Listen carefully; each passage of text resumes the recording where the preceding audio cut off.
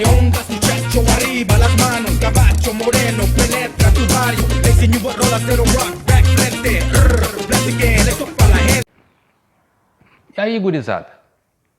Será que é luta ou esporte? Pensa um pouquinho. O que tu acha? Acertou se tu disse que é tanto um quanto o outro.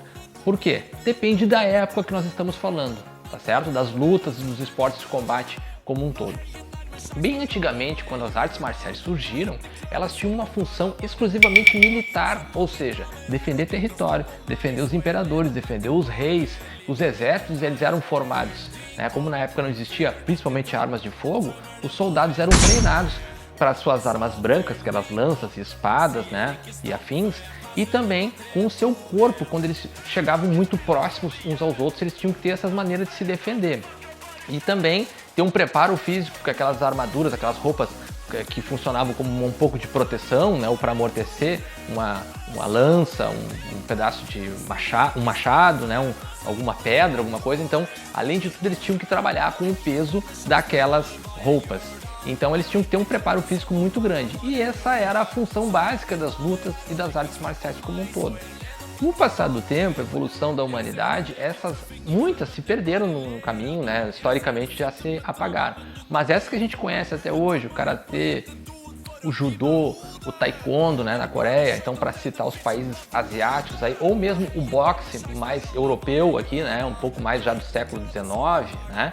Essas lutas elas acompanharam muito a evolução da sociedade. Então, para continuar tendo praticantes, para que as pessoas continuassem praticando as lutas e correndo menos risco, já não com uma função de guerra, e sim com uma função esportiva, foram criadas as federações, que são aqueles centros que cuidam das regras e que estabelecem os árbitros, que estabelecem os equipamentos necessários para que os praticantes possam fazer a sua luta. Quer ver uma coisa? O boxe, quando ele é amador, antes de se profissionalizar, o boxeador, ele para lutar, além das luvas, ele também usa o capacete, né? Então, já no profissional, que ele já tem um pouco mais de cuidado, né? Já tem um pouco mais de preparo, na verdade, aí esse capacete ele é retirado.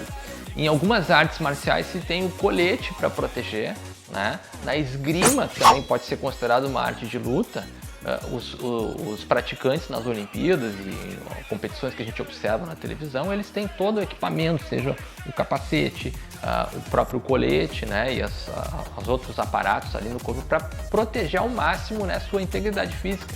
Isso fez com que essas artes marciais elas pudessem ser transportadas para o século XXI, e já no século XX isso aconteceu, né? O que ocorreu? A esportivização dos esportes de combate. Por essas razões que o professor já citou, pela organização, e aí eles começaram a compor, muitas delas, né, os Jogos Olímpicos. O judô já há muito tempo, né? O karatê vai entrar agora nos próximos jogos. O taekwondo já está desde 1988, né? Então já são mais de 30 anos aí em nível olímpico. E tem algumas outras artes, mas algumas outras lutas. Tem uma mais brasileira que se confunde com a dança, né, que é a nossa capoeira, que ela tem todo um aspecto histórico também de luta contra a escravidão e de uma forma de se disfarçar o treinamento, né? Parecia que olhava de longe, parecia que eles estavam apenas fazendo uma dança lá, os escravos, e eles até estavam dançando, fazendo um preparo físico, né, do seu lazer, mas também secretamente treinando para eventualmente empreender uma fuga ou se rebelar de alguma outra forma, né, do seu senhor de engenho, do capitão do mato. Então as lutas elas acompanharam o desenvolvimento da sociedade. Aí alguns de vocês podem estar perguntando, mas aí essa que está na moda agora, professor, o MMA. O que é o MMA? Ele é luta? É só violência? É esporte? São artes marciais?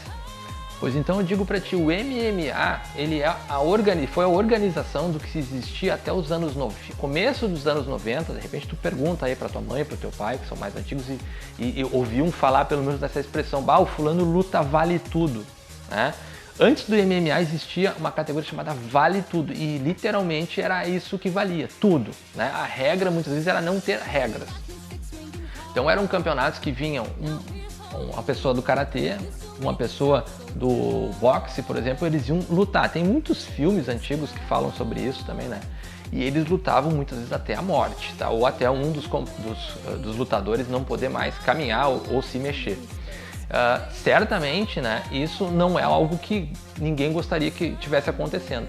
O MMA, o que ele fez? Ele organizou isso, federalizou, e mesmo sendo ainda o MMA uma luta violenta de se observar, né, eu particularmente acho isso, ao menos ele sistematizou. São eventos grandes que tem toda uma infraestrutura, se investiu muito no preparo físico desses atletas, embora não se saiba ainda o que vai acontecer com esses atletas daqui a 15, 20 anos, isso, o MMA ainda é muito recente, né? Então nós temos que fazer um estudo aí para ver depois se é benéfico ou maléfico, né? Isso é uma discussão muito grande, mas o fato é que o MMA, entre ele e o Vale Tudo antigo, o MMA é um pouco mais seguro.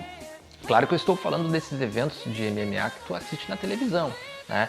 Bem organizados. Esses aí, que existem muitos ainda de forma clandestina, ainda não tem diferença alguma do Vale Tudo antigo. Às vezes eles apostam dinheiro, às vezes é em garagens, né? Como a gente vê nos filmes mesmo.